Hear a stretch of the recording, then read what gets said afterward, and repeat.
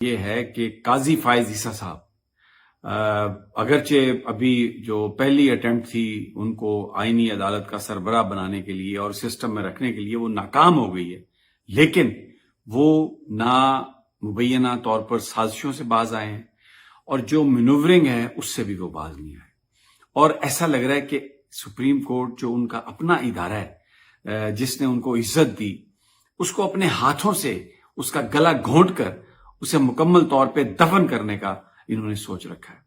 آج جو معزز جج صاحبان ہیں 8 جج، ان کو سکینڈلائز کرنے کے لیے ایک اور واردات ڈالی ہے قاضی فائز عیسیٰ نے۔ ڈپٹی رجسٹرار سے ایک نوٹ پٹ اپ کرایا کہ جو مخصوص نشستوں کے حوالے سے جو 8 ججز کا جو وضاحتی 4 صفحوں کا جو فیصلہ آیا ہے، اس کے لیے کوئی فریقین کو نوٹسز جاری نہیں ہوئے اور کوئی جو رجسٹرار ہے آفس اس کو اس کا علم نہیں ہے، بلکہ وہ صرف اپلوڈ کر دیے گئے اور اس کو پھر میڈیا کو دیا گیا، اور یہ جو مین سٹریم میڈیا اس نے اس کو بھرپور انداز میں چلایا اور ایک سکینڈلائز کرنے کی کوشش کی، یعنی وہ بات کرنے کی کوشش کی جو کل مسلم لیگ نون کے لوگ کہہ رہے تھے، جو عطا تارڑ کہہ رہے تھے کہ دیکھیں جی، جو یہ اعظم نذیر تارڑ کہہ رہے تھے کہ دیکھیں جی وہ تو کوئی فریقین کو نوٹس نہیں جاری ہوئے، کوئی کسی کو بتایا نہیں گیا اور یہ فیصلہ آ گیا۔ کبھی ایسے بھی فیصلے ہوتے ہیں کاز لسٹ کے بغیر۔ اب ان عقل کے اندھوں سے کوئی بندہ پوچھے، انہیں یہ بتائے کہ یہاں پر کوئی کاز لسٹ جاری ہونے کی ضرورت نہیں تھی، اس لیے کہ جب یہ فیصلہ آیا تھا تو 8 ممبر تھے بینچ کے، جن کا اکثریتی فیصلہ تھا کہ مخصوص نشستیں فوری طور پر پی ٹی آئی کو ملنی چاہیے، اور اس میں انہوں نے پورا ایک پروگرام بھی دے دیا تھا کہ کون کون سے کیٹیگریز بھی بنا دی تھی، لیکن اس کے ساتھ انہوں نے یہ کہا تھا کہ اگر الیکشن کمیشن آف پاکستان کو اس حوالے سے کوئی ابہام ہے تو آپ چیمبر میں ان ججز کے آپ درخواست دے سکتے ہیں، اس کے لیے آپ کلیریفیکیشن سیک کر سکتے ہیں۔ تو انہوں نے درخواست دی چیمبر میں، اب چیمبر میں ججز نے بیٹھ کر اس کا فیصلہ کیا، اور جو ان کی درخواست تھی، جو ان کا ابہام تھا، اس کو دور کرنے کے لیے وہ 4 صفحے انہوں نے لکھے اور اس کو ویب سائٹ پر اپلوڈ کر دیا۔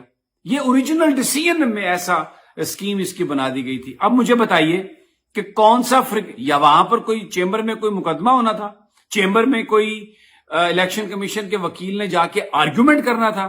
ایک فیصلہ آ گیا جو ماننا ہے اور اس کا کچھ حصہ سمجھ نہیں آ رہی، تو وہ انہوں نے اپنی کوئری لکھ کے دے دی۔ تو سپریم کورٹ نے یہ جو 8 ممبر ہیں ججز کے، جب چھٹیاں ختم ہوئیں تو انہوں نے آ کے چیمبر میں اس کو دیکھا کہ یہ سوال ہے، اس کا یہ جواب ہے، اور وہ 4 صفحے انہوں نے ویب سائٹ پہ اپلوڈ کر دیے۔ اب مجھے بتائیے اس میں کون سا جو ہے وہ شو کاز نوٹ، وہ کاز لسٹ لگنی تھی، اور فریقین کو جو پارٹیز ہیں ان کو سننا تھا، الیکشن کمیشن کے وکیل نے آ کے بات کرنی تھی، تحریک انصاف کے وکیل نے آ کے بات کرنی تھی۔ کہاں سے یہ کچھ ہونا تھا؟ کچھ بھی نہیں ہونا تھا۔ جو کچھ بھی ہوا آئین اور قانون کے مطابق، لیکن کیونکہ قاضی فائز عیسیٰ تلا ہوا ہے اس بات پہ، میں آپ کو بتا رہا ہوں، اور یہ نواز شریف بھی تلے ہوئے ہیں اس بات پہ کہ ہم اس کو بنائیں، اس کو، کیونکہ یہ ان کی گارنٹی ہے۔ یہ آپ کو یاد ہوگا جب پی ٹی آئی نے جسٹس عمر الطاف بندیال کے کہنے پر ان سے بات چیت کی تھی، ان کی کمیٹی نے، تو انہوں نے تب کہا تھا کہ جب تک وہ اپنا قاضی فائز عیسیٰ چیف جسٹس نہیں بنتے تب تک میاں نواز شریف نہیں آئے گا، اور پھر بیماریوں کی خبر چلائی کہ اگر قاضی فائز عیسیٰ نظام سے باہر ہو گیا تو میاں صاحب واپس چلے جائیں گے۔ اس نظام کی گارنٹی قاضی فائز عیسیٰ، اس طوطے، یہ جو سارا جو معاملہ ہے، اس کی جو جان ہے نا سارے سسٹم کی، وہ جس طوطے میں ہے اس طوطے کا نام ہے قاضی فائز عیسیٰ۔ بڑا لوگوں کو مایوس کیا انہوں نے، بہت لوگ ان کے بارے میں بہت کچھ اور سوچتے تھے۔ اب تو سوشل میڈیا پر یہ بات بھی چل رہی ہے مبینہ طور پر، مجھے نہیں پتا کہ درست ہے یا غلط، کہ محمد علی جناح بانی پاکستان، ان کو زیارت کون لے کے گیا تھا؟ زیارت ایک ایسا شہر ہے، ایک ایسی جگہ ہے جہاں پر نہ کوئی ڈسپینسری ہے، نہ کوئی ہاسپٹل ہے، اور وہاں پر اس وقت جناح صاحب بہت بیمار تھے، تو قاضی فائز عیسیٰ کے یہ وہاں پر والد صاحب کی وہ رہائش گاہ ہے، تو بہت سارے، یعنی میں پڑھ رہا تھا سوشل میڈیا پر، انکنفرمڈ ہے، میں کوئی الزام نہیں لگا رہا، کہ وہ وہاں پر جو قائد کو لے کے گئے تھے تو وہ مارنے کے لیے لے کے گئے تھے. یعنی اگر طبیعت ان کی خراب تھی اور ایک ایسی جگہ لے جائیں جہاں پہ ڈاکٹر ہی نہ ہو تو کیا ہوگا وہاں پہ. اور وہی ہوا کہ جو ان کی طبیعت خراب ہوئی لاتے ہوئے، جو بھی ایمبولنس کا ڈرامہ ہوا، جیسے بھی ہے، میں اس ڈیٹیل میں نہیں جاتا، لیکن ابھی سپریم کورٹ کا گلا یہ اپنے ہاتھ سے گھونٹ کر اس کو دفن کر کے جانا چاہتے، اسکینڈلائز. اور جس طرح انہوں نے اس کو کرنے کی کوشش کی ہے، اس سارے معاملے کو ڈپٹی رجسٹرار اور رجسٹرار آفس کو استعمال کر کے، تو یہ ایک اور یعنی آپ یہ سمجھیں کہ ایک جو لوئر اینڈ ہوتا ہے کسی چیز کا، یہ اس کی ایک اور مثال جو ہے وہ قاضی فائزہ صاحب نے قائم کی ہے. دوسری جانب مولانا فضل الرحمان کا جو گھر ہے وہ ایک دربار کی حیثیت اختیار کر گیا، بار بار جا رہے ہیں. بلاول خیر ایکسپوز تو بہت ہو گیا بلاول بھٹو، کہ اس میں بھٹو خاندان کی کوئی چیز نہیں ہے، اس کے نام کے ساتھ صرف زرداری ہی لکھنا چاہیے تھا.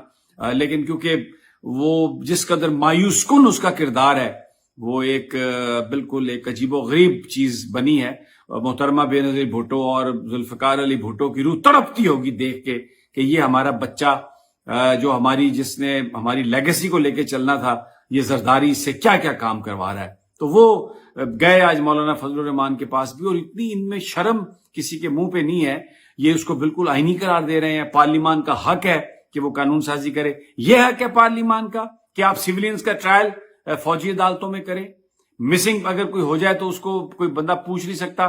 ہائی کورٹ کی جورسڈکشن ختم ہو جائے. سپریم کورٹ جو انڈیپینڈنس آف جوڈیشری جو اتنی اسد علی کیس میں طے ہوا، اس کو برباد کر دیا. جو ابھی تک میں آپ کو بتاؤں 56 جو ہیں وہ امینڈمنٹس کا پتا چلا ہے، ابھی تک پتا نہیں ہے کہ کون کون سی امینڈمنٹس. اچھا، اسی بیچوں بیچ ایک اور نون لیگ اپنا ایک پروپیگنڈا.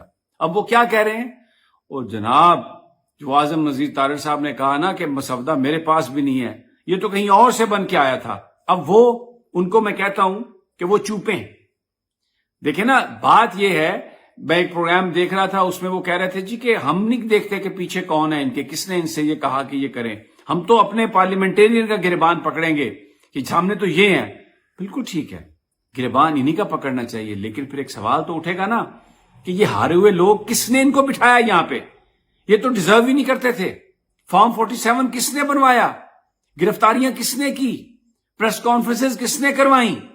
یہ ساری جو 2 نمبری ہوئی یہ کس نے کی؟ نام تو آئے گا نا، سوال تو ہوگا پھر، تو اس کا جواب کون دے گا؟ تو یہ یہاں پر بیٹھ. اچھا، اب تاثر جو میں آپ کو بتا رہا تھا نون لیگی اب یہ دے رہے ہیں کہ وہ اندروں ٹڈو میاں صاحب بھی نہیں سن چاہتے کہ یہ ہو جائے، اور میاں صاحب کے لیے کوئی تھوڑی سی عوامی گڈ ول، کیونکہ منہ کالا ہے بہت برے طریقے سے.